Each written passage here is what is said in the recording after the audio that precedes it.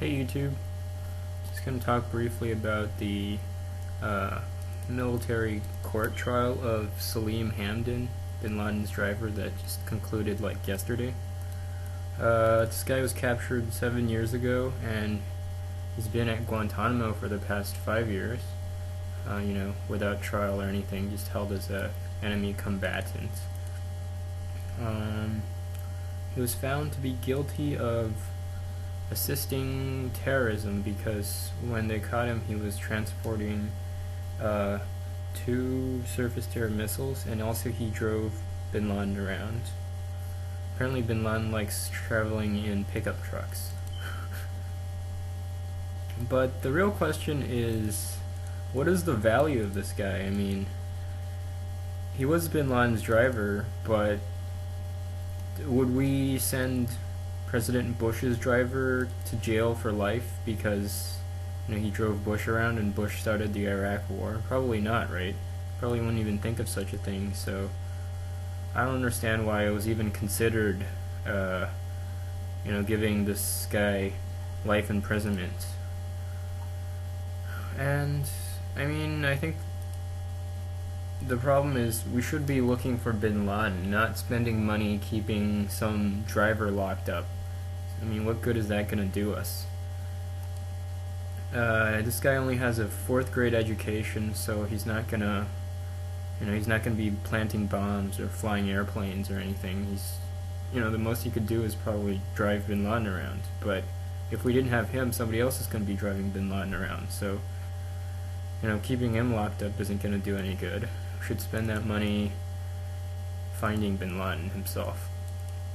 So I think the trials so far have been purely political because it sounds cool that we found bin Laden's driver, even though, I don't really think it means anything.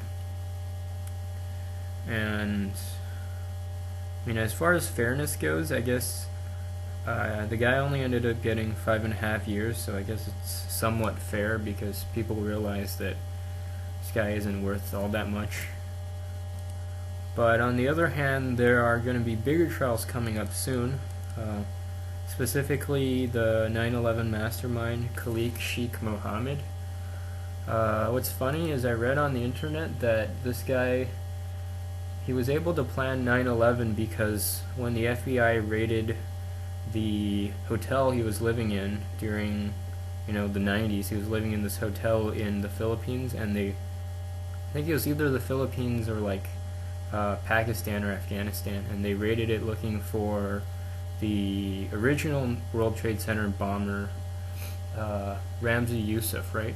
They were living, right next door, and they only caught Ramzi Youssef. They didn't catch this Khalid Sheikh Mohammed guy, and that's why he was able to successfully carry out 9/11. It's kind of funny, but, it's a terrible thing, but, this guy's been waterboarded, he's been tortured, and I just kind of wonder whether he's going to get a fair trial now, because everything that he said was probably under coercion, and seems like, from the bin Laden's driver trial, that some of these trials at least are just going to be completely political. It's not really, I don't know how fair it's going to be, I guess is my point. And yeah, so it's going to be coming up soon. Stay tuned, and I guess we'll see what happens. Thanks for watching.